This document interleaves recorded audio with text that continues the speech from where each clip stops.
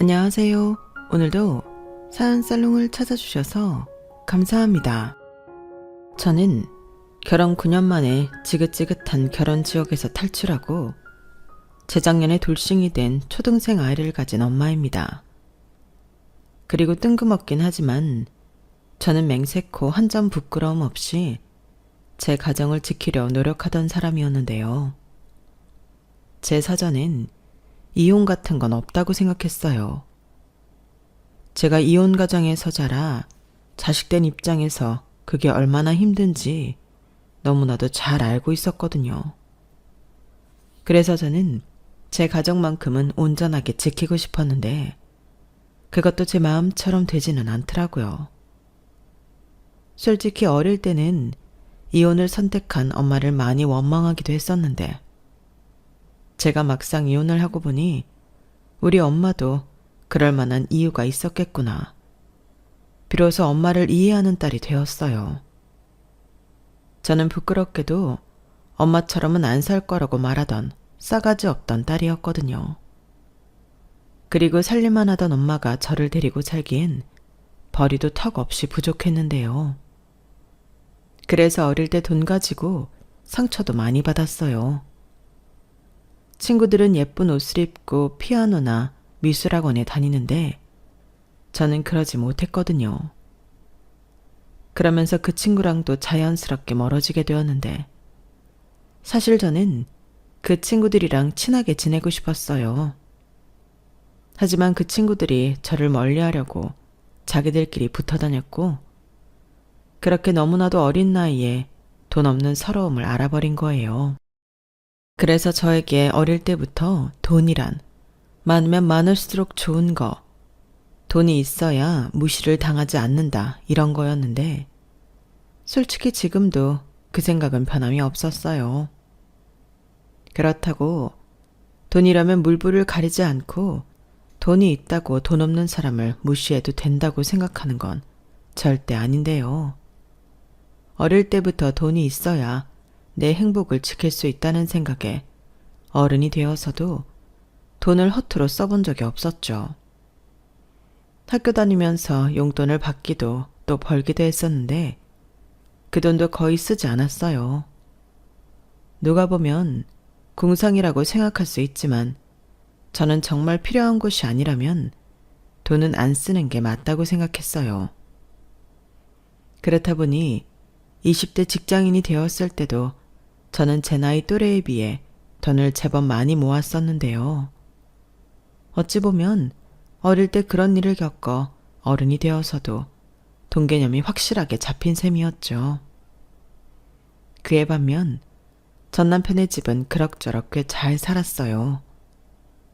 전 남편의 말을 들으니 일찍부터 서울 목동에 40평대 아파트를 장만해 살고 있었다고 하더라고요. 그리고 인서울 대학 입시에 실패한 딸을 국내에서 재수시키지 않으려면 돈 버리는 짓인 걸 알면서도 신우를 캐나다 유학을 보냈는데요. 일단 그것만 봐도 저희 집이랑은 비교도 되지 않았죠. 사실 저는 남편이 그렇게 여유 있는 집 아들인 줄 모르고 만났거든요. 저와 전 남편은 소개로 만났어요. 그때는 그저 평범하고 저랑 크게 차이가 나지 않을 거라고 생각했는데 이야기를 하면 할수록 그게 아니라는 걸 알게 되었어요. 왜 그런 사람들 있잖아요. 고생 한번 하지 않은 도련님 느낌이 나는 사람이요. 그냥 겉모습만 봤을 때는 몰랐는데 말투나 행동들을 보니 저 사람은 저랑 다른 사람이라는 걸 알아차렸어요. 그런데요, 참 이상하게도 그 남자의 그런 모습이 나중엔 호감이 생겼는데요. 원래 자기한테 없는 모습이 끌린다고 저는 그런 전 남편의 모습이 싫지 않았어요. 지금 생각해보면 저랑 너무 달라서 신기했던 거죠. 그러다 연애를 하면서 시댁 상황에 대해 듣게 되었고 저희 집이랑 차이가 많이 나니 부럽기도 하면서 또 주눅이 들기도 했는데 그래도 저는 전 남편이 좋아서 헤어질 생각은 하지 않았어요. 대신 우리 집은 그렇게 잘 살지 못하고 친정엄마가 없는 살림에 저 대학 보낸다고 대출 받고 또 빌라지만 집을 사느라 대출을 받아 집에 빚이 좀 있다는 사실을 오픈했는데 그 사람은 그걸 대수롭지 않게 생각하더라고요. 그래서 더 편하게 만났죠. 그러다 결혼을 생각하게 되었고 저희 두 사람은 부부의 연을 맺기로 했는데요. 그렇게 처음 시댁에 인사를 갔던 저는 뜻밖의 시부모님의 환대를 받았어요. 집도 생각했던 것보다 훨씬 크더라고요. 그리고 자리에 앉아있는 내내 비싸고 고급진 음식이 무슨 코스 요리처럼 줄줄이 나왔는데 그때부터 시부모님의 돈 자랑이 시작되었어요. 원래 두 분 다 소위 말하는 있는 집 자식들이었고 그렇게 양쪽에서 재산을 물려받아 여유가 많다고 하셨는데 저는 어색하게 그 얘기를 들으면서 웃고 있었네요. 딱히 할 말이 없잖아요. 단 들으면 들을수록 우리 엄마에 대해 물으시면 뭐라고 대답해야 하나 머릿속이 좀 복잡했는데 이미 당신들 아들에게 들었는지 시부모님은 저희 집이나 저희 엄마에 대해서는 단 한 가지도 묻지 않으시더군요. 그런데 그렇게 돈 자랑하시고 또 여유가 많다고 했던 시부모님이 저희가 결혼을 해도 경제적인 지원은 일절 해주지 않겠다고 하셨어요. 대신 집 구할 돈이 없으면 시댁이 방도 많고 넓으니 들어와서 살라고 하셨는데요. 사실 경제적으로 도움을 주지 않으려고 했을 때는 두 분에게 시커먼 속내가 있었던 거였어요. 자기들이 돈을 보태주지 않으면 저희가 집 구할 돈이 없으니 자기 집에 들어와 자기들을 모시고 살 거라고 생각하셨더라고요. 하지만 저는 앞서 언급했듯 그리 많은 나이는 아니었어도 모아놓은 돈이 꽤 있었고 애당초 친정이 어려워 친정엄마의 도움을 받지 못하기에 시댁에도 도움받을 생각이 전혀 없었는데 그 점을 시부모님이 몰랐어요. 아니, 자기들 기준에는 그럴 거라고 생각하셨겠죠. 하지만 저는 아무리 없어서 단칸방 월세에서 신혼을 보내야 한다고 해도 시부모님한테 빌붙을 생각은 전혀 없었는데요. 그래서 제가 모은 돈과 그 사람이 모은 돈으로 넉넉하진 않았지만 구세금 맞춰서 결혼식을 올렸어요. 남편이 모은 돈이 제가 모은 돈보다는 현저히 약소했기 때문에 집 보증금은 제가 대출을 좀 받긴 했어도 제 이름으로 계약하고 남편은 혼수를 하는 걸로 합의를 봤죠. 그리고 결혼식 비용은 축의금 들어오는 게 있으니 거기서 대부분이 해결이 되었는데요. 그렇다 보니 신혼여행을 다녀올 만한 여유는 없던 게 저희 현실이었어요. 하지만 남편은 다른 건 몰라도 신혼여행은 가야 하지 않냐고 많이 아쉬워했고 결혼 준비하면서 거의 90%는 제 의견에 따라줬던 남편이라는 걸 잘 알기에 저는 가까운 곳이라도 다녀와야겠다는 생각을 하게 되었는데 그래서 비상금으로 가지고 있던 돈의 일부로 3박 4일로 제주도 여행을 예약했어요. 자기야, 아무리 그래도 신혼여행인데 제주도는 좀 그렇지 않아? 우리 지금이라도 중국이나 일본 쪽으로 바꿀까? 뭐하러? 제주도도 비행기 타는 건 똑같은데. 그리고 우리 지금 여유가 없어서 이것도 감지덕지야. 사실 나는 신혼여행 따로 안 가도 되는데 자기가 꼭 가야 한다고 해서 여기에도 이것저것 돈백은 썼잖아. 그럼 신혼여행 가면서 그 정도는 기본이지. 무슨 게스트하우스를 가? 우리 지금은 제주도 가는 걸로 만족해야지만 다음엔 꼭 해외여행 가자. 내가 돈 많이 벌어서 자기 호강시켜 줄게. 정말이지? 약속했다. 저는 사실 제주도든 어디든 상관이 없었어요. 제가 사랑하는 사람이 같이 있는데 그게 어디든 다 좋았죠. 저는 심지어 경주나 설악산을 가도 좋다고 생각했었는데 비행기를 타지 않으면 남편이 실망할까봐 어쩔 수 없이 제주도를 선택했어요. 그리고 결혼 준비하는 내내 또 신혼생활 동안 저는 줄곧 남편에게 제가 바라는 가정에 대해 이야기하는 것을 좋아했는데요. 저는 꿈이 있었거든요. 아이 둘 정도 낳고 남편과 제가 사이좋게 내 집 마련해서 단란하고 화목한 가정을 이루는 것이 제 인생 목표였어요. 어찌 보면 남편이 나고 자란 시댁이 제가 바라는 꿈이었는데 남편은 그까짓 게 뭐가 어렵냐고 자기만 믿으라고 늘 큰 소리를 치더군요. 그리고 결혼 후에는 가장이 되었다는 생각에 누구보다 제 말을 존중하고 따라줬던 남편이었는데요. 심지어 자기는 있으면 다 쓴다며 제가 말하기도 전에 경제권도 모두 저에게 넘겼고 월 30만 원씩 핸드폰비 포함해 용돈을 받았어요. 분명 그 돈이 턱없이 부족했을 텐데 군말도 하지 않고 제 꿈을 위해 같이 노력해 주었죠. 그 모습이 살면서 어찌나 고맙던지. 사실 결혼하고 달라지는 남자들이 태반이잖아요. 그런데 남편은 오히려 좋은 방향으로 사람이 바뀌어 제가 사랑하지 않을 수 없게 했고 그런 점이 좋아서 결혼 생활 중 힘들었을 때도 그게 위안이었는데 그걸로도 극복하지 못한 문제가 제겐 있었죠.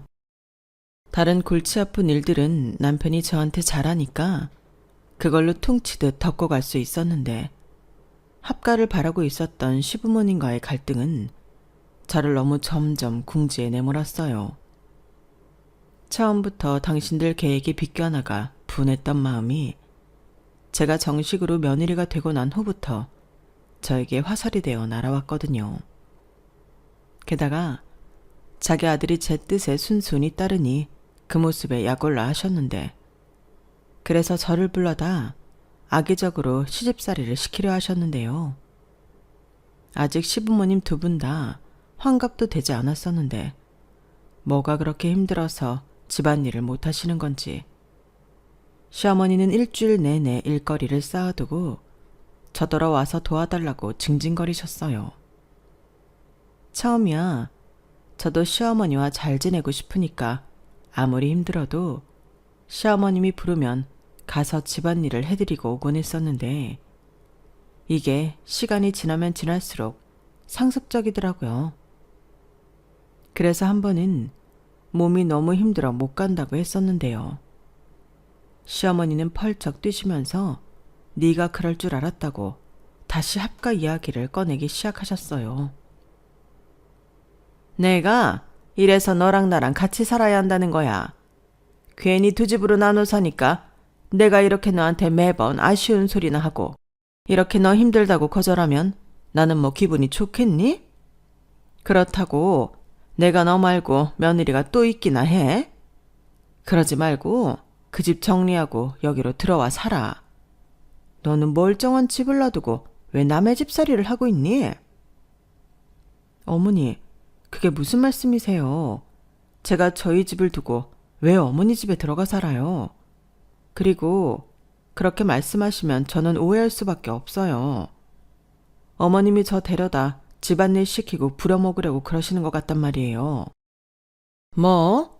너는 지금 나를 뭘로 보고? 나는 그냥 아들 며느리랑 같이 살고 싶은 마음일 뿐이야. 나가서 고생하는 게 안쓰러워서. 그렇다면 더더욱 어머님 집에 들어갈 수 없어요. 원래 사이가 좋아도 같이 살기 시작하면 갈등이 생기기 마련인데 어쩌다 한 번씩 봐야 서로 조심하고 좋죠. 대신 한 달에 2번은 갈 수 있도록 할게요. 뭐? 꼴랑 2번? 예, 일주일에 한 번도 적어. 너 한 달이 며칠인지 몰라? 저도 제 생활이 있는 건데 그건 어머님이 이해해 주셔야죠. 주중에는 회사 가는데 주말마다 시댁을 가면 저는 언제 쉬어요. 얘 말하는 것 좀 봐. 누가 들으면 내가 너 부려먹는 줄 알겠다. 뭐 그렇다고 하셔도 제가 시댁 가서 마냥 엉덩이 붙이고 앉아 있을 순 없잖아요. 지금도 힘드셔서 빨래며 청소며 할 거 있다고 저더러 오라는 거 아니에요? 그야 도와달라고 하는 거지. 내가 그런 소리를 그럼 누구한테 하니? 딸은 멀리 타국에 있고 같이 사는 네 시아버지가 그런 거나 할 줄 아는 줄 알아? 내가 오죽하면 그러겠냐고. 그럼 사람을 쓰세요. 요즘 알아보니 주에 한 번이든 두세 번이든 사람 불러서 청소할 수 있더라고요. 막말로 어머님이 돈이 없으신 분도 아니고 저한테 아쉬운 소리 하지 마시고 사람 쓰세요. 뭐야? 너 지금 나더러 모르는 사람한테 내 집을 맡기라는 거니? 군소리 할 거 없다. 너 당장 와서 내가 시키는 거 해. 아니면 그 집 정리하고 내 집에 들어와 살든가. 이런 식으로 사람을 괴롭히셨는데 그러니 더더욱 시어머니와 같이 사는 건 싫었죠. 그날은 시어머니가 하도 난리를 피워서 남편을 보냈어요. 세탁기 돌리고 청소기 돌리고 식사는 대충 차려 드시라고 전에 친정 엄마가 싸주신 반찬과 국을 들려보냈는데요. 저희 시어머니가 바리바리 반찬을 싸들고 나타난 당신 아들을 보고 기겁을 하셨다더군요. 그리고 네가 어떻게 청소를 하냐며 됐다며 손 하나 까딱하지 못하게 했다는데 이때까지 남편도 제정신이라 제 편을 들며 이런 걸로 사람 괴롭히지 말라고 했답니다. 엄마가 언제 네 차를 괴롭혔다고 그래? 이게 괴롭히는 거지. 지금 보니까 엄마 멀쩡하네. 뭐가 멀쩡해? 겉모습만 그런 거야. 속은 다 굶고 아프다고. 넌 근육이 보여? 아무튼 이제 여기 집안일은 엄마가 알아서 해요. 사람을 부르든지 아버지를 시키든지. 뭐가 어쩌고 저째? 저놈이 장가를 가더니 미쳤나? 왜 가만히 나를 걸고 넘어져? 나는 평생 그런 일 안 하고 산 사람이야. 새 식구가 들어왔으면 당연히 젊은 며느리가 해야지. 아버지, 이제 어디 가서 그런 얘기하면 큰일 나는 세상이에요. 남녀가 똑같이 일하는데 왜 여자라고 집안일까지 해야 해요? 저도 요즘은 청소기도 돌리고 분리수거도 하고 설거지도 해요. 안 그러면 못 살아. 됐어 이놈아. 누가 너더러 그렇게 지질이 궁상으로 살래? 자고로 여자애는 초장에 잡아야 하는 건데. 그런 말도 하면 안 되고 초장에 잡긴 뭘 잡아. 아무튼 난 말했어요. 이런 대화를 나눴다고 하는데 저런 사람이 제 남편이라는 게 저는 너무 든든했어요. 그래서 나중에 제가 남편한테 뒤통수를 맞을 거라는 건 상상도 하지 못했는데요. 그렇게 시부모님과는 신경전을 벌이는 가운데 신혼생활은 달콤했어요. 그리고 결혼 2년 만에 아이가 생겼고 그게 저희 딸인데요. 원래는 조금 더 자리를 잡은 뒤 아이를 갖고 싶었지만 엄마 아빠를 조금 일찍 찾아온 아이를 마다할 순 없었어요. 하지만 저희 집은 맞벌이를 하지 않으면 안 되는 집이었고 그때는 전세를 2년 더 살더라도 더 좋은 동네와 집으로 이사를 가고 싶은 마음이 있던 터라 임신한 사실이 좋으면서도 걱정이 한가득이었죠. 제가 마음 편하게 임신해서 쉴 수 있는 상황이 아니었으니까요. 그리고 육아휴직을 하기에도 제가 다니던 회사는 눈치가 보이는 곳이었는데 그래서 고민이 많던 중 친정엄마가 먼저 반가운 제안을 해주셨어요. 당시 저희 엄마 앞으로 있던 빚도 대충 정리가 되었고 제가 결혼을 하면서 엄마가 조금 더 작은 집으로 옮기셨는데 그래서 집에 있던 대출도 모두 상환한 뒤였거든요. 그리고 제가 임신했다는 소식에 친정엄마는 자기가 애를 봐주겠다고 하셨어요. 엄마가 애를 봐준다고? 그럼 지금 하는 일은? 그건 엄마가 알아서 해. 지금 일하는 가게 사장님이랑도 벌써 이야기 됐고. 그러니까 너는 무사히 건강한 애기만 낳아. 나머지는 엄마가 다 해줄 테니까. 그래도 괜히 나 때문에 엄마가 고생하니까. 엄마니까 자식 때문에 고생 좀 하고 그러는 거지. 생판 남이 남 때문에 고생을 하니? 그리고 내가 나 결혼할 때 아무것도 못 해주고 네가 회사 다니면서 엄마 빚 갚고 그런 게 다 엄마한테는 업보라서 이참에 마음의 짐 좀 털어보려고 그런다. 무슨 당연한 거지. 우리 딸이 엄마 잘못 만나서 어릴 때부터 고생을 너무 많이 했잖아. 철도 빨리 들고. 그래서 엄마는 편하긴 했는데 그게 나중엔 두고두고 미안했어. 그래서 지금이라도 뭐든 해주고 싶은 거야. 친정엄마는 그렇게 말씀하시면서 이제 아무 걱정하지 말라고 제 손을 꼭 잡아주셨는데요. 손이 따뜻했던 건지 제 마음이 따뜻했던 건지 제 몸에 스며진 온기에 비로소 마음이 놓였어요. 그래서 출산휴가 딱 3개월 쓰고 저는 제 한 몸 잘 추스려 바로 복직할 수 있었는데요. 그 3개월을 쓰고도 눈치는 보였지만 그동안의 공백을 채우려 제가 이리 뛰고 저리 뛰며 야근도 불사하자 저를 불편하게 하던 시선은 점차 사라졌어요. 그리고 저희 아이가 돌이 되어갈 즈음엔 한참 돈을 모으는데 속도가 붙기 시작했는데요. 저는 결혼하고 무조건 돈을 많이 모으고 싶은 욕심에 남편 월급과 제 월급으로 적금도 여러 개 들고 펀드도 들고 하면서 현금 자산을 불리기에 총력을 기울이고 있을 때였어요. 돈이 돈을 번다고 어느 정도 종잣돈이 모이자 이자가 붙으면서 돈이 굴러가는 게 보이더라고요. 이래서 사람들이 돈 버는 재미에 빠지면 헤어나오지 못한다고 했던 건지 다달이 쌓여가는 돈의 숫자를 보며 저는 밥을 안 먹어도 배고픈 줄 몰랐는데 여기엔 저희 엄마의 도움이 절대적으로 컸어요. 만약 그때 저희 엄마가 아이를 봐준다고 하지 않았다면 현실적으로 저는 계속 일을 하기 힘들었을 거거든요. 게다가 아이가 어리면 어릴수록 잔병치레도 많고 또 병원 갈 일도 많은데 그걸 전부 저희 엄마가 해주셔서 저는 마음 편하게 야근도 할 수 있었으니 돈을 더 잘 벌 수 있었어요. 물론 저희 엄마한테 무일푼으로 도움을 받은 건 아니었지만 한 달에 50만 원 용돈 드리고 그걸로 거의 주중엔 매일 아이를 맡겼으니 저는 이래저래 돈을 번 꼴이었죠. 남편도 그 점을 잘 알고 있었어요. 그래서 장모님에게 잘 하려고 노력도 많이 했는데 역시나 문제는 이번에도 시부모님이셨죠. 저희 엄마가 당신 핏줄을 매일같이 보고 있으니 눈치가 보여서 손녀를 볼 수 없다는 겁니다. 그리고 며느리가 자기들은 안 좋아하는데 친정엄마만 좋아한다며 차별이니 어쩌니 하면서 또 사람 신경을 긁기 시작하셨는데 그때 시어머니가 저한테 했던 말이 지금도 생생하게 기억이 나네요. 아니 그 전에 제가 출산을 앞두고 있을 때는요. 너 이참에 애 낳고 회사는 그만둬라. 애 봐야지. 아니 애는 저희 엄마가 봐주신다고 하셨어요. 제가 일을 쉴 수 있는 상황이 아니라서. 아니 그래도 그렇지.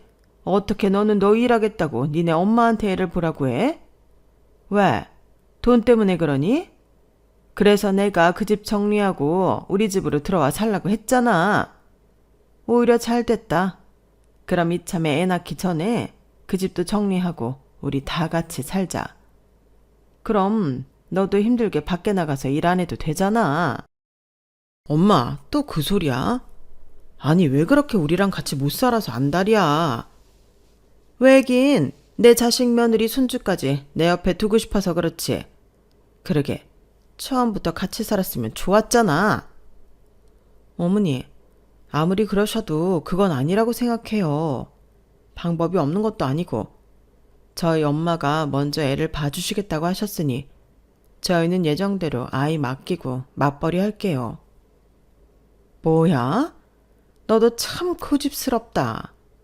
너 내가 시집살이 시킬 것 같아서 그러니? 아니요, 그것 때문이 아니라 제가 불편할 것 같아서 그래요.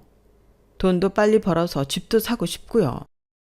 그래, 엄마. 우리 집 살 거야. 그러니까 괜히 이상한 소리 좀 하지 마.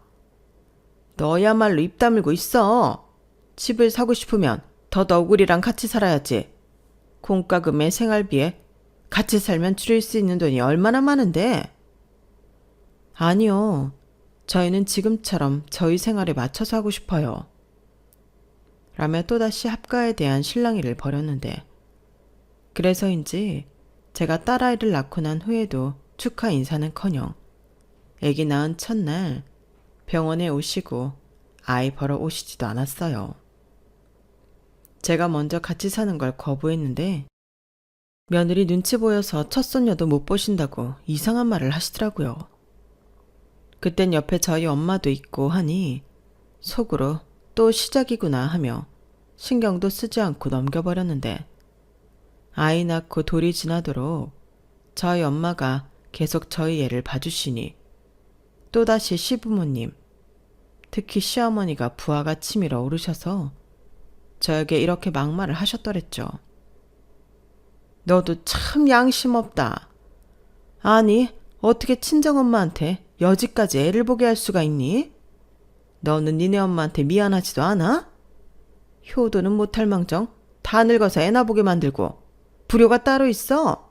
네가 하는 게 불효 중에 불효야. 내 말 듣고 우리 집에 들어와 살았으면 내가 애기도 봐주고 사돈이 고생할 일도 없는데 너는 어쩜 그렇게 네 생각만 하니? 저런 말을 듣고 있는데 저라고 기분이 좋을 리 없잖아요. 뭐 친정 엄마한테 미안한 건 맞지만 저희 엄마가 먼저 괜찮다고 그렇게 해주시겠다고 하셨고, 시어머니는 자기랑 같이 살면 자기가 애를 봐줄 거라고 하지만 사실 그 말은 신용이 가지 않았어요. 자기 살림도 힘들다고 저한테 떠넘기시는 분이 애를 봐주면 뭐 얼마나 봐주겠어요. 보나마나 하루는커녕 반나절도 안 돼서 나는 못하겠다고 나자빠질 게 뻔했는데, 그래서 됐다고 저희 엄마가 먼저 말씀하시지 않으시는 한 지금처럼 하고 싶다고 말씀을 드렸어요. 그러자 이젠 제가 자기를 무시한다며 시어머니가 더 목소리를 높이셨는데요. 너 내가 우습지? 왜 그렇게 시애미 말을 안 듣냐? 이참에 같이 살면 돈도 아끼고 두 집 살림 하던 거 하나로 합쳐서 좋고 효도도 할 수 있는데 뭐가 그렇게 싫다는 거야? 너 내가 말하면 무조건 다 싫은 거니? 그럴 리가요. 제가 좋아할 말을 해주시지 않으니까 그렇죠. 두 집 살림하는 거 하나로 합친다는 말이 무슨 의미예요? 저더러 어머님, 아버님 몫의 살림도 하라는 말씀 아니세요? 그래, 맞다. 며느리가 시부모 모시고 봉양하는 건 당연한 건데 뭘 그렇게 핏대까지 세우면서 덤비니? 내가 뭐 못할 소리 했어? 친정 엄마가 저희 애 때문에 고생하는 것도 맞고 그래서 제가 미안한 것도 맞긴 한데요. 그래도 시댁에는 절대 안 들어가요.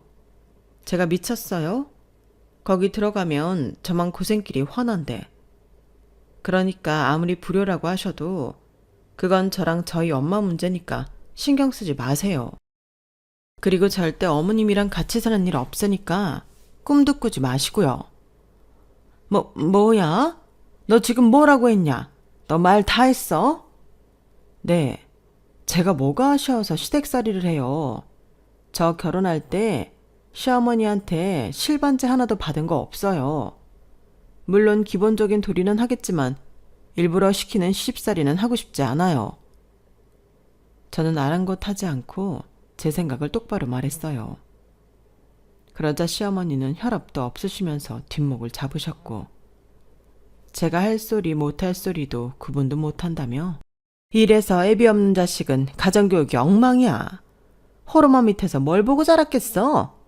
지밖에 모르고 이기적으로 자랐지.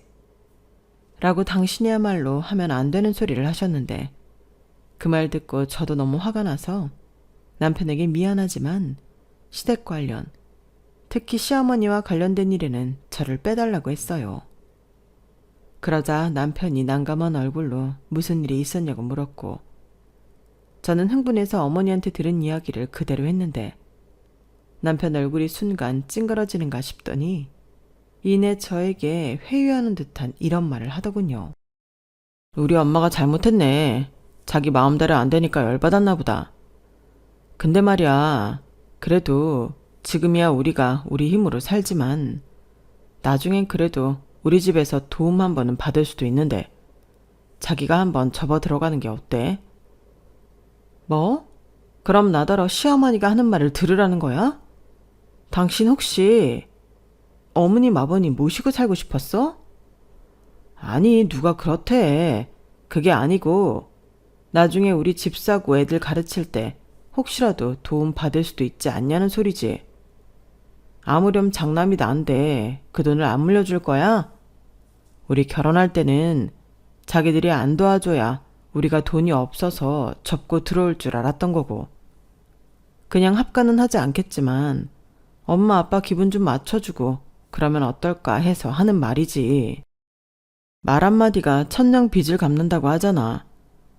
나는 싫어.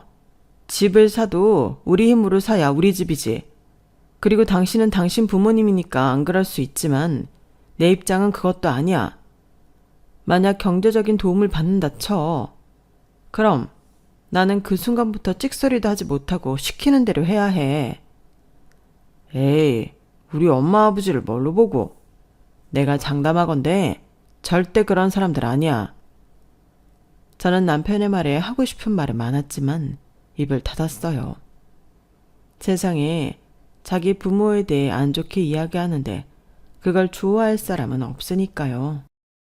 그래서 아무 말도 하지 않고 대신 나는 그런 콩꿈을 바라지도 않으니까 아까 말한 대로 시어머니와 관련된 일엔 저를 빼달라고 했는데요. 아마도 남편 기분은 좋지 않았을 거예요. 남편 역시 고지식한 부모 밑에서 자라서 처자식 없이 자기 혼자 자기 부모를 챙기고 그러는 사람이 아니거든요. 그러니까 딸은 있어도 타국에 있으니 전혀 도움이 되지 않고 아들은 아들이랍시고 대접만 받고 자라서 시댁 행사에는 저만 죽어라 일을 하는데 제가 이제부터 그것도 안 한다고 하니 남편은 그게 곤란하기도 했을 거예요. 하지만 저는 맹세코 시댁 재산에는 10원짜리 하나도 욕심을 내지 않았고 저와 남편의 힘으로 시댁 못지않게 집도 사고 아이도 키우며 잘 살고 싶었는데요. 남편은 저한테 내심 결혼할 때 돈을 얼마 모아오지 못한 것이 미안해서 더 자기 부모님 재산에 눈독을 들이는 것 같았어요. 그래서 저는 그게 아니라는 걸 평상시에 말도 하고 행동도 보여주기도 하며 나름 마음의 짐을 덜어주려 했는데요. 그게 무슨 자격지심 같은 건지 도통 통하지 않더군요. 그런데 그러던 중 예상하지 못한 일이 벌어졌어요. 딱히 사이가 좋았던 적은 없지만 결혼하고 8년이 넘어갈 즈음 시어머님의 건망증이 예사롭지가 않았거든요. 생각해보면 시어머니의 건망증이라는 것도 그 시작부터 남들과 달랐어요.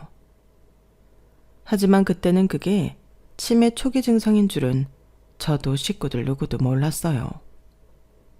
그도 그럴 게 주변에서 치매 걸린 사람을 본 적도 없었고 또 얘기를 들은 적도 없었거든요.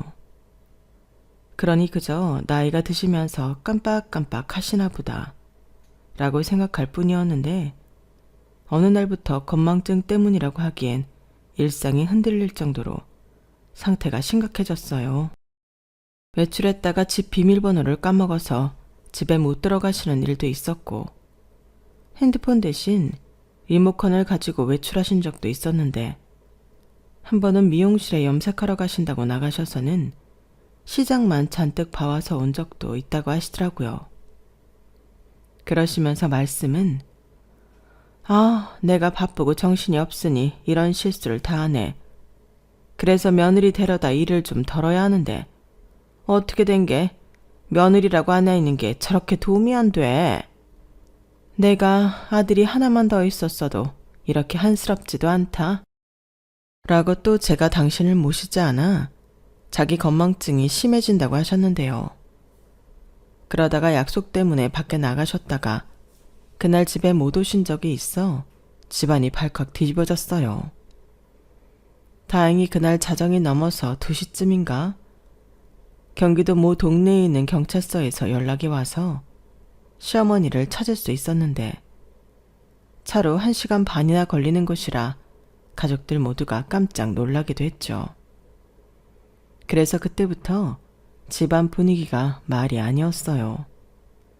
다들 설마 하면서도 같은 병을 의심했고 저 역시도 혹시나 싶어 생각에 시어머니를 모시고 병원에 가고 싶었는데 저희 시어머니 성격에 제가 병원에 가자고 순순히 따라 나서실 분이 아니셨죠. 그러니 하는 수 없이 남편과 시아버님이 설득해 병원에 모셔가려고 했는데 시어머니는 자기같이 총명한 사람이 어떻게 치매 따위에 걸릴 수 있냐며 죽어도 가지 않겠다고 버티시더라고요. 아마도 당신도 혹시나 싶어 겁이 나셨던 것 같았어요. 그렇다고 애도 아니고 저보다 훨씬 어른을 강제로 병원에 데리고 갈 수 있는 방법이 없었는데 그러다 밖에서 용변 실수를 하시는 일이 벌어져 당신도 수치심에 마음을 돌리셨어요. 이렇게 계속 아니라고 버티면서 시간만 보내면 치매인지 뭔지도 모르는데 상황이 더 안 좋게 될 것 같으니 나중엔 저에게 연락하셔서 저랑 단 둘이만 가자고 하시더라고요. 그래서 그땐 저도 회사 휴가를 내고 시어머니를 모시고 병원에 다녀왔는데요. 검사 결과 설마 했던 치매가 맞았어요. 그땐 저도 시어머니도 충격 그 자체였는데 이미 많이 진행이 되기도 했다며 병원에서는 증상을 늦추는 약을 처방해 주셨어요. 하지만 약이 잘 듣지 않는 건지 시어머니의 증상은 호전되지 않았고 어쩐지 치매 진단을 받은 후부터 날로 폭력성이 짙어졌는데 그때부터는 시어머니와 단둘이 사는 시아버님이 그렇게 저를 부르셨어요. 예, 너 지금 당장 좀 우리 집에 와라. 네 시어머니가 하루 종일 주방에서 밥만 먹는다. 예, 오늘 내가 잠깐 나갔다 왔다가 집안이 홀랑 다 탈 뻔했어. 저놈의 옆에 내가 주전자를 가스불에 올려놓고 그것도 모르고 있었는데 주전자가 아주 새까맣다. 내가 후덜거려서 더는 못 살아. 사태가 사태인 만큼 이제 너 여기 들어와 살아라. 네 시어머니 간병해야지. 언제까지 너더러 하라고 할 참이냐?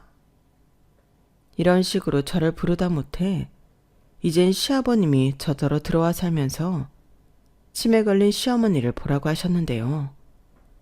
저는 그것만은 하고 싶지 않다고 했어요. 대신 매일 퇴근 후 들리는 걸로 하겠다고 말씀을 드렸는데 너 지금 그게 말이 되는 소리냐? 그럼 너 없는 낮 동안 나는 어쩌라고? 저 불효 막심한 것 같으니라고. 라고 역정을 내시면서 큰 소리를 치셨는데 저는 그때도 제가 나쁜 사람인지는 모르겠지만 이해할 수 없었어요. 시아버님이 딱히 직업이 있는 분도 아니셨고 당시 어디에 투자를 하셨는지 거기서 나오는 수익을 받으며 지내는 분이셨는데 그렇게 시간이 많으신 분이 다른 사람도 아닌 자기 아내를 어쩌지 못해 아들도 아닌 며느리인 저를 자꾸만 찾으시는 게 저는 불만이었어요. 그리고 급기야 돈도 많다시는 분이 사람을 쓰는 것도 아니고 저더러 들어와 살면서 시어머니를 간병하라니 이 소리는 저더러 직장도 그만두고 희생하라는 말이잖아요. 그래서 저는 그럴 수 없다고 대신 절충안을 드렸던 건데 시아버님은 그것도 안 된다고 하셨죠. 그래서 저도 또 다른 대안을 생각해 사람을 쓰시던 집이랑 가까운 요양시설을 알아보시는 게 좋지 않겠냐고 말씀을 드렸더니 이번에도 시아버님은 너도 사람이 그러는 게 아니다. 다른 사람도 아니고 시어머니가 치매에 걸려서 집안이 난장판이 되어가는데 너는 어떻게 너만 생각하니? 남자인 내가 뭘 더 어떻게 하겠어? 너는 내 걱정은 안 되니? 라고 하셨는데요. 솔직히 딸도 있고 아들도 있는데 왜 유독 며느리인 저한테만 저러시는 건지 그 마음이 뭔지 알 것 같아 더 싫었어요. 그렇다고 시어머니가 계속 깜빡거리는 채로 있는 것도 아니었는데 증상이 있다가 없다가를 반복하고 있으셨거든요. 물론 상태가 심한 날도 있어서 시아버님이 곤란했을 거라는 건 알고 있지만 저렇게 저한테 떠넘기려고 하시는 거엔 협조해드릴 수 없었어요. 그래서 남편한테 이야기해 보시라고 저도 강하게 나갔고 그날 저녁 퇴근하고 집에 들어왔는데 남편 표정이 좋지 않더군요. 남편은 시아버님에게 얘기를 들었는데 제가 자기 엄마를 요양원에 보내자고 한 말에 빈정이 상해 있었어요. 어떻게 자기 엄마를 시설로 보낼 생각을 하냐는 거였죠. 그러면서 한다는 말이 만약 장모님이 치매에 걸리셨다고 해도 자기 그럴 수 있어? 똑같이 시설에 장모님 보낼 수 있냐고 라고 저에게 따져 물었는데 저는 이렇게 대답했어요. 상황이 그렇다면 그래야겠지. 근데 만약 우리 엄마가 어머니처럼 치매라고 한다면 나는 회사 휴직계 내고 엄마 케어할 거야. 왜냐고? 내가 자식이니까. 그게 무슨 소리야? 친정엄마 시어머니 차별이잖아. 아니, 이게 왜 차별이야? 내 부모 내가 챙기는 거지. 그러니 자기도 어머니 시설로 모시는 게 싫으면 자기나 아가씨가 하면 되잖아. 만약에 자기가 뜻이 있어서 회사를 쉬고 어머니 간병한다고 한다면 그건 존중할게. 뭐? 내가 어떻게 엄마를 간병해? 내가 뭐 할 줄 아는 게 있어? 물론 자기한테만 무조건 희생하라는 소리는 아니야. 우리 어차피 전세 계약도 끝나는데 이참에 우리 집에 들어가서 살면서 같이 하자고. 그게 자식된 도리잖아. 도리? 그게 무슨 도리야. 지금 시댁에 들어가자는 말은 나더러 시어머니 간병은 물론이고 그 집 살림도 다 하라는 뜻이잖아. 나 싫어. 내가 왜 그래야 해? 정 그러면 캐나다에 있는 아가씨라도 불러.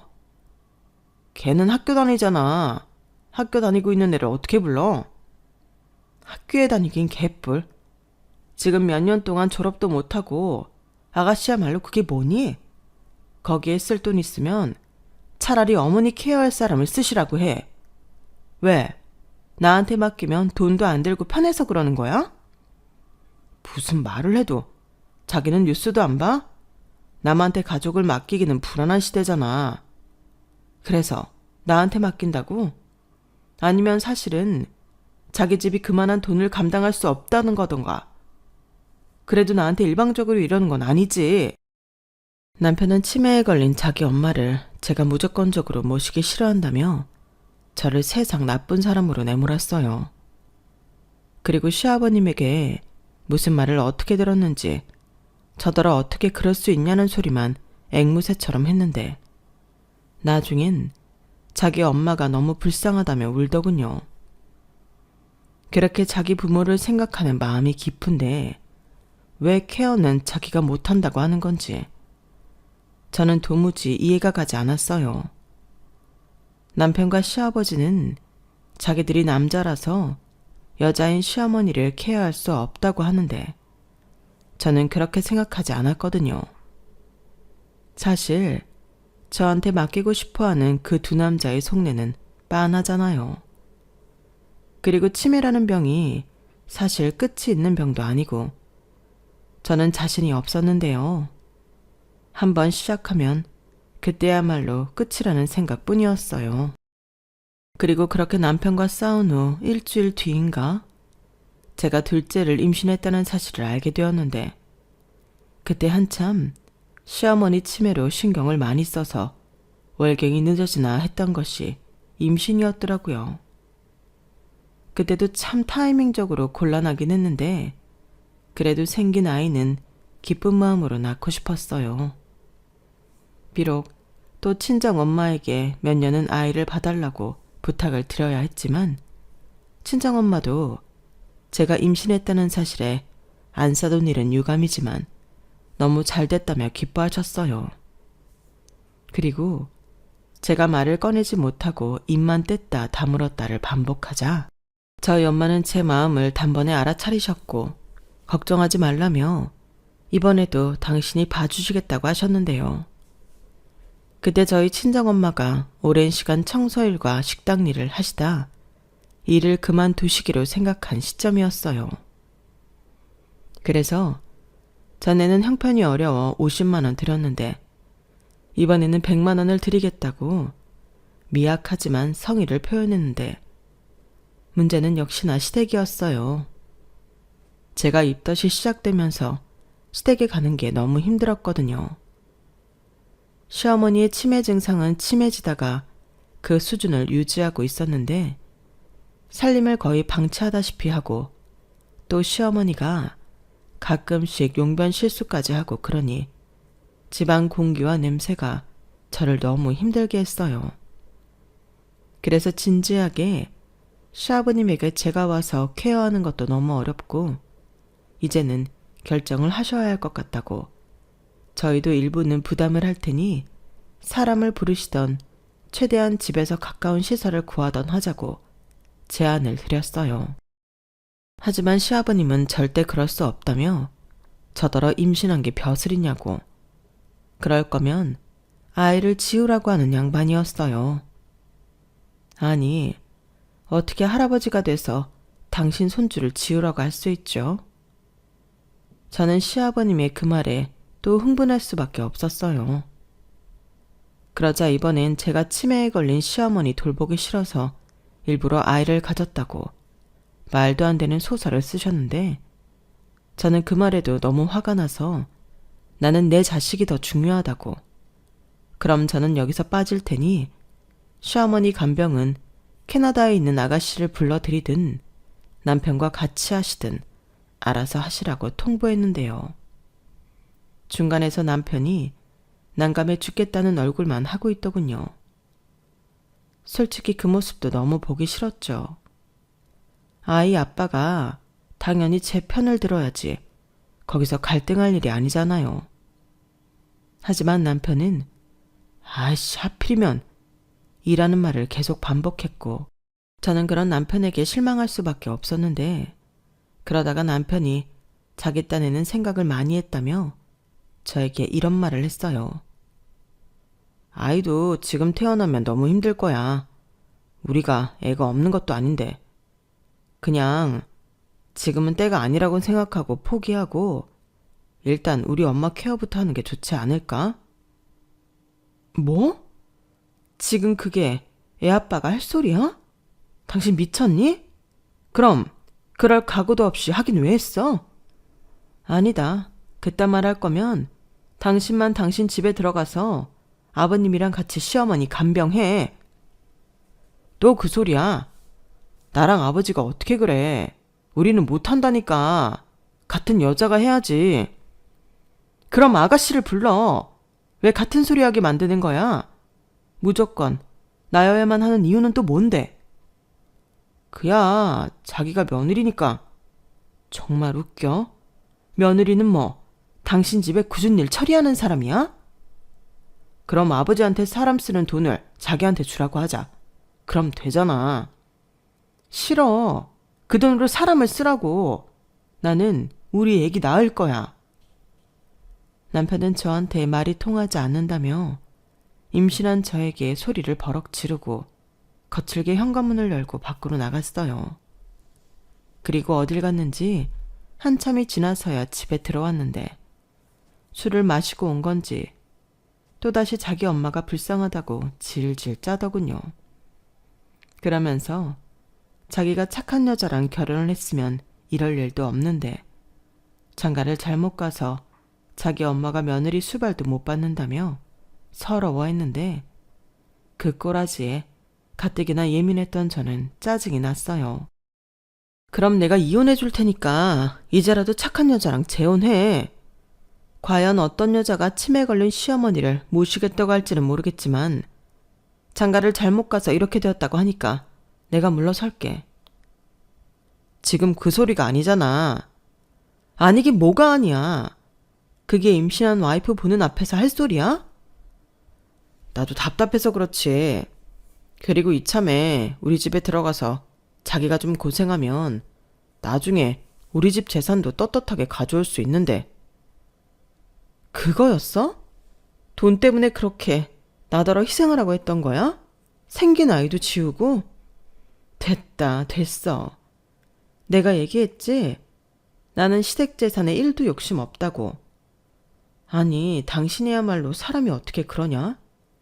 재산 욕심이 났으면 자기가 해야지. 왜 나를 시키고 자기는 돈 욕심만 내고 있는 건데? 내가 또 언제 그랬다고 그래. 우리가 같이 받아서 쓰자는 거지. 누가 나 혼자 쓰겠대? 왜 사람을 쓰레기로 만들어? 아픈 시어머니 싫다고 하는 사람은 자기잖아. 남편은 끝까지 자기는 쓰레기가 아니라며 무조건 저만 나쁜 사람이라고 주장했어요.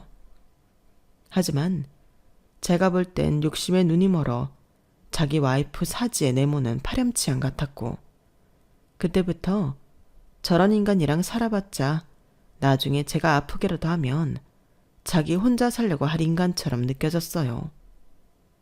그래서 임신한 몸임에도 불구하고 이혼 생각을 여러 번 했는데 그때 주변에서 저를 말리더군요. 아직 아이도 어리고 임신했는데 이혼까지 하면 혼자 너무 힘들지 않냐고. 하더라도 아이들이 좀 크면 하라고 하는데 그때까지 참고 살 거면 이혼을 왜 하나 싶었어요. 그런데 상황이 쉽게 끝날 것 같지 않자 상황 다 알고 있으면서도 전화 연락 한 번 없던 시누이가 연락이 왔고, 대뜸 저더러 이런 상황에 임신이라니 생각이 있는 거냐며 자기 엄마가 치매에 걸린 것도 제가 합가를 거부해서 그런 거라고 억지를 부렸는데 그 부모의 그 자식이더군요. 그래서 제가 그게 왜 내 탓이냐, 그리고 내가 임신을 한 게 이렇게 욕먹을 일이냐고, 그렇게 니네 엄마 걱정되면 당장 귀국하라고 큰 소리를 냈는데 자기는 지금 학기 중이라 안 된다고 하는 겁니다. 게다가 자기는 아예 캐나다에서 결혼도 하고 영주권 따서 눌러 앉을 거라고 했는데 제가 느끼기엔 자기도 치매 걸린 엄마 안 모시려고 일부러 그러는 것 같아 보였어요. 그래서 내가 무슨 니네 집 봉이냐 종이냐 하며 계속 이렇게 내 탓만 하면 차라리 이혼하겠다고 했는데 시누이가 콧방귀를 끼며 이렇게 말했어요. 결국 언니도 아픈 시모 모시기 싫어서 이혼하겠다는 거네요. 어떻게 사람이 그래요? 언니, 그러다 나중에 똑같이 당해요. 지금 누가 할 소리를 하는 거예요?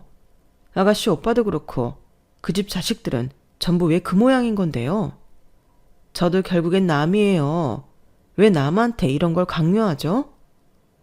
그래서 이혼까지 생각하는 건데 제가 오죽하면 그래요? 저라면 저희 엄마가 아픈데 캐나다에 못 있을 것 같아요. 막말로 지금까지 몇 년이에요? 10년 넘게 졸업 못했으면 그거야말로 문제 있는 거 아니에요? 제가 맞춰볼까요? 아가씨, 한국에 들어올 마음 없었잖아요. 어머니까지 치매에 걸려있으니 더하겠죠.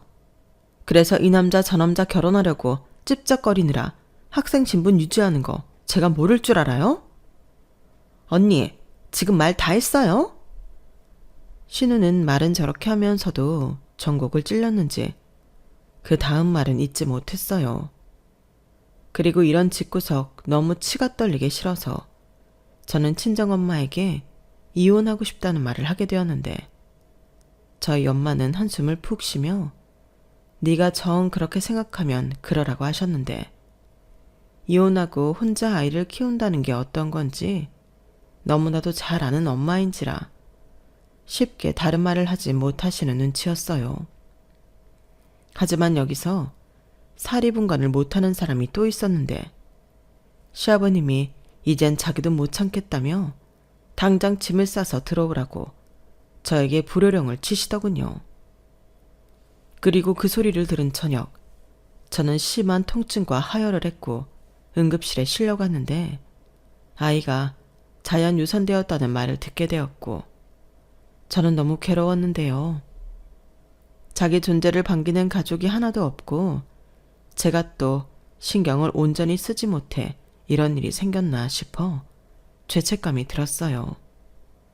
그런데 똑같이 아이를 잃은 아빠인 남편은 되레 저에게 그거 봐. 그 애는 우리랑 연이 없었다니까. 이렇게 된 거 아픈 우리 엄마나 신경 쓰자. 라고 헛소리를 했는데 그때 딱 마음이 확고하게 정해졌어요. 저런 인간이랑은 하루라도 더 살고 싶지 않았어요. 그래서 저는 저 혼자 법원에 가서 이혼 서류를 챙겨왔고 남편한테는 결심이 서서 할 얘기가 있으니 퇴근하고 시댁으로 오라고 했는데 아마도 남편은 제가 시댁으로 들어갈 결심을 했다고 생각하는 것 같았어요. 그래서 혼자 좋다고 알겠다고 했는데 저는 전화를 끊자마자 혼자 이혼 서류를 작성했죠. 야무지게 도장도 다 찍었어요. 그리고 남편이 퇴근했다고 하길래 시댁으로 건너갔는데요. 남편한테 얘기를 들었는지 시아버님도 싱글벙글 하고 있더라고요. 제가 무슨 얘기를 할 줄도 모르시면서 말이죠. 그런 두 남자를 보는데 어찌나 부하가 치밀어 오르는지 저는 그 웃는 면상에 이혼 서류를 던져버렸어요. 그러자 역적 내던 사람은 어디로 갔는지 시아버님이 먼저 꼬랑지를 내리고 저더러 아무리 그래도 이혼은 아니지 않냐고 제 눈치를 살폈는데 남편도 결심이 섰다는 게 이혼이었냐고 저 자세로 나오거더군요. 그러면서 우리한테는 애도 있는데 어떻게 이혼 생각을 할 수 있냐며 전에 자기 동생한테 한 소리는 그냥 한 소리가 아니었냐고 물었는데 그리고는 장모님 팔자를 따라가는 거냐고 또 막말을 내뱉었어요. 제가 그 소리에 도끼 눈을 뜨고 남편을 죽일 듯 노려봤는데 지도 아차 싶었는지 고개를 푹 숙이더군요. 하지만 이미 엎질러진 물이었고 남편은 자기는 절대 이혼해줄 수 없다며 이혼 서류를 찢었는데 그럼 법으로 하자고 말하고 저는 곧장 자리에서 일어났어요. 그러자 시어머니는 세상 모르고 주무시고 계신 가운데 두 남자만 똥줄이 타서 신발도 신지 못하고 저를 붙들려 나왔고 시아버님은 이렇게 된 거 세게 나가야 한다고 생각했는지 저더러 나갈 거면 집도 애도 다 두고 제 몸만 나가라고 했는데 제가 그 말에 콧방귀를 끼며 이렇게 대답했어요. 집은요, 제 돈이 전부 들어갔고 대출도 제 앞으로 내서 제가 갚았어요. 그런데 왜 제가 집을 두고 가죠? 집은 엄연히 제 거예요. 그리고 애는 원하시면 두고 갈게요. 뭐야? 지금 돈만 챙기고 애는 버리겠다는 거지? 그래 놓고 전에는 너는 네 자식이 더 중하다고 그렇게 꼴값을 떨었냐? 꼴값이라뇨. 제가 먼저 애 두고 간다고 하지 않았어요. 아버님이 먼저 그러셨잖아요. 그래서 알겠다고 한 건데 뭐가 잘못됐나요? 지금이라도 아버님이 애 데려가라고 하면 저는 데려갈 거예요.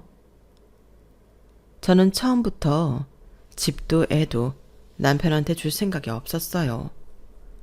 하지만 거기서 주춤하는 순간 주도권을 뺏길 것 같았고 저 인간들이 애까지 감당할 수 있는 인간들이 아니라는 걸 간파하고 있던 저는 나름 묘책을 쓴 건데 시아버님 속도 빤히 보이긴 했어요. 집 뺏기기 싫고 애랑 같이 살고 싶으면 이혼 소리는 하지 말라는 거겠죠. 하지만 이미 저는 이혼하겠다고 결심이 서버렸기 때문에 마음을 바꿀 생각이 전혀 없었는데요. 시아버님도 남편도 엄마 없이 자기들이 어떻게 딸이자 손녀를 키우냐며 징징거렸어요.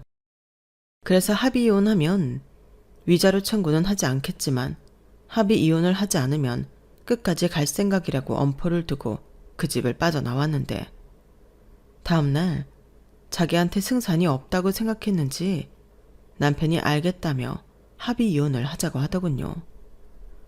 결국 양육권은 물론 양육비까지 매달 저한테 주는 조건으로 저는 이혼했고, 남편 앞으로 있는 통장은 돌려주되 집 보증금은 처음부터 제 거였으니 남편이 몸만 나가는 걸로 합의를 했는데요. 처음엔 자기가 혼수하지 않았냐고 1,000만 원이라도 더 가져가려 하던 남편은 제가 꼼짝도 하지 않자 순순히 포기했어요.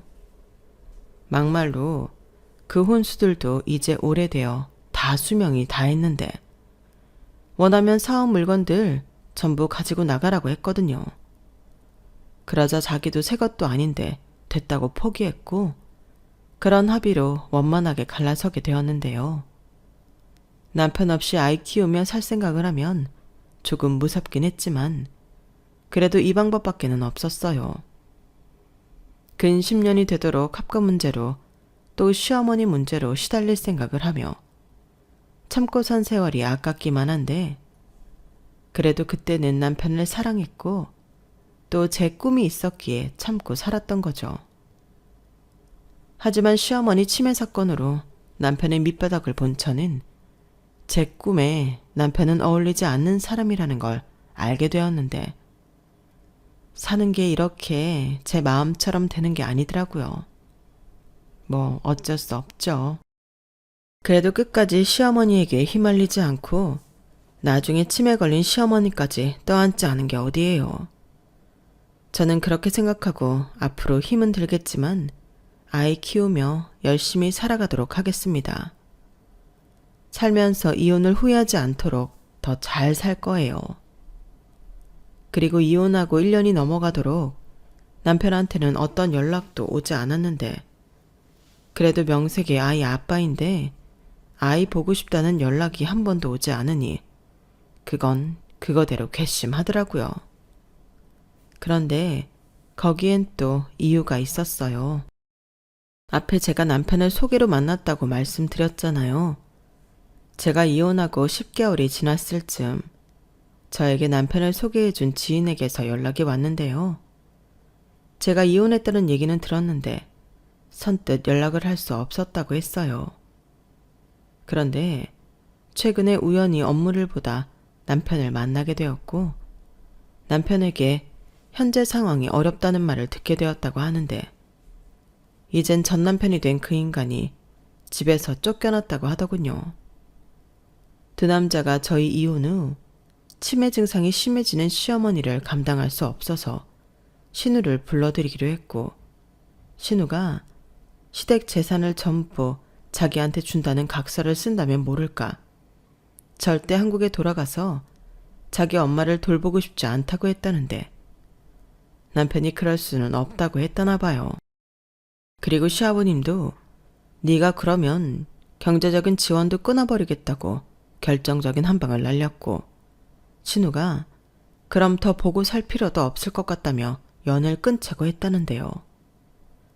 저한테 아픈 시어머니 모시기 싫어서 이혼하는 거냐고 할 땐 언제고, 그 신우도 이기적인 사람이었어요. 자기는 자기 엄마 케어도 하기 싫으면서 저한테 다 떠넘기로 했잖아요. 그리고 마지막 카드인 신우 카드를 못 쓰게 되어 두 사람은 하는 수 없이 시어머니를 시설로 보내기로 했는데, 그때 시아버님이 남편한테 그랬답니다. 네가 네 마누라 간수 못해서 이 지경까지 왔으니까 네가 모든 비용을 다 대라. 아니 아버지, 엄마는 아버지 부인인데 왜 저한테만 돈을 내라고 해요? 따지고 보면 제가 이혼한 것도 다 엄마랑 아버지 때문이에요. 저 덕분에 몸만 딸랑 쫓겨났고 다달이 양육비도 보내야 하는데 언제라는 기억도 없이 시설 비용도 저더러 내라고요? 싫어요. 아버지는 돈도 있으면서 왜 그래요? 죽을 때 전부 가지고 가실 거예요? 남편은 그때까지 자기 집에 돈이 엄청 많은 줄 알고 있었던 것 같아요. 그런데 사실은 저희가 결혼한 이후 사기를 크게 맞아 돈이 씨가 마른 상태였는데, 그래서 저희를 합가해서 생활비를 내놓으라고 할 생각이었나 봐요. 그러니 집에 돈은 없고 시아버님이 앞으로 들어오는 200만 원으로 생활을 하셨는데 그 돈으로 간병인을 쓸 수도 없고 시설로 보낼 수도 없었던 거죠. 사실 하도 그러시길래 저도 살짝 의심하긴 했었어요. 그런데 그게 사실이었고 그걸 알게 된 남편은 그런 거면 빨리나 알려줬어야지. 괜히 그 돈 받겠다고 동생한테 도망갈 기회만 줬다며 자기 아버지를 원망했다고 하는데 그렇게 둘이 대판 싸우고 남편은 자기 아버지한테 쫓겨나는 신세가 되었다나 봐요. 돈도 안 내놓을 거면 자기 집에서 나가라는 거겠죠. 그래서 남편은 원룸 월세를 얻어 살고 있다고 했는데 그러게 마누라 말이나 잘 듣고 살지 인간이 막판에 왜 그랬나 모르겠어요. 만약 어설픈 효자 노릇을 하지 않았다면 지금쯤 저랑 잘 먹고 잘 살았을 텐데 말이죠.